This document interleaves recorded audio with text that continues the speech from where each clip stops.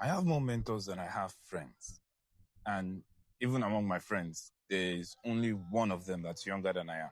After my secondary school days, hanging out with people my age was a luxury. And it was one I couldn't always afford. And guess what?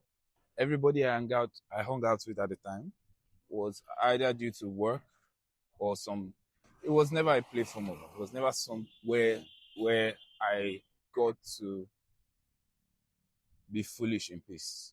You get me? Because everybody there were all better than me. And of course they were.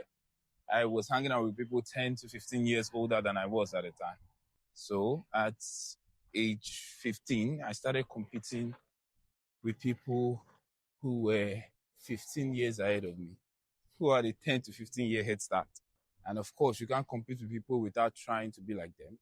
Naturally, I tried to learn some of the things they knew just so I could be able to compete on the same level, just to make it fun, because being the odd one out wasn't fun.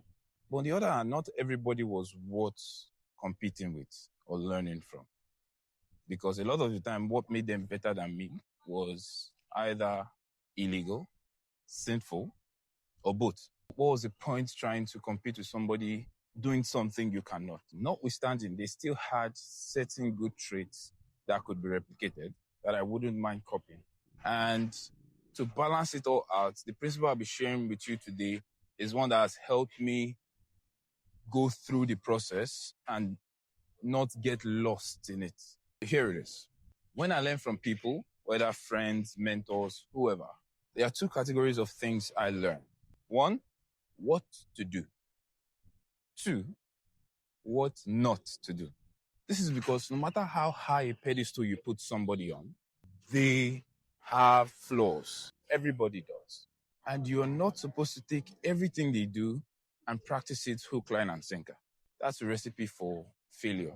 It defeats the whole point of learning and getting mentorship, because you're supposed to learn from the person's experience, meaning what they did that worked and what they also did or are doing that set them back. If you copy what works and what set them back, you will still be in the same position that they are. And what's the point of learning from somebody if you are not going to be better than them? Let that sink in. What is the point of learning from somebody if the goal is not to be better than them? Because getting a mentor means you don't have to go through all the hurdles. You're supposed to end up better off than somebody who didn't have a mentor. You're supposed to get a head start of all the person's experience and then use it and start building from where they stopped. And if you carried all their baggage along with you, there is no way you can build beyond where they were at the time you learned from them. I hope that makes sense. I don't know who needs to hear this, but you are not supposed to copy that mentor 100%.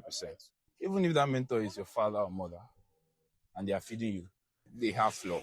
But then with every habit you decide not to take up, listen, with every habit you decide not to take up, you should be able to justify it with a better example, either from someone else or from your own experience. Even Paul, one of the greatest apostles who lived, says in 1 Corinthians 11 verse 1, says, imitate me as I imitate Christ. So that means as soon as he stops imitating Christ, it nullifies the first instruction to imitate him.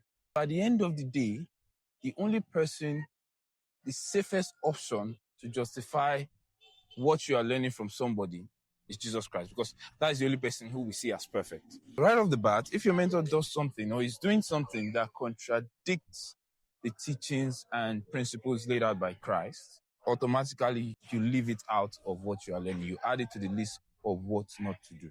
Right off the bat, imitate Christ. Once it doesn't imitate Christ, you leave it out. This lesson was gotten from the book of Proverbs, chapter 13, verse 22. This was where I personally got this principle I use, and I use it to date. It says, walk with the wise and become wise, for with a multitude of foolish people, you suffer harm.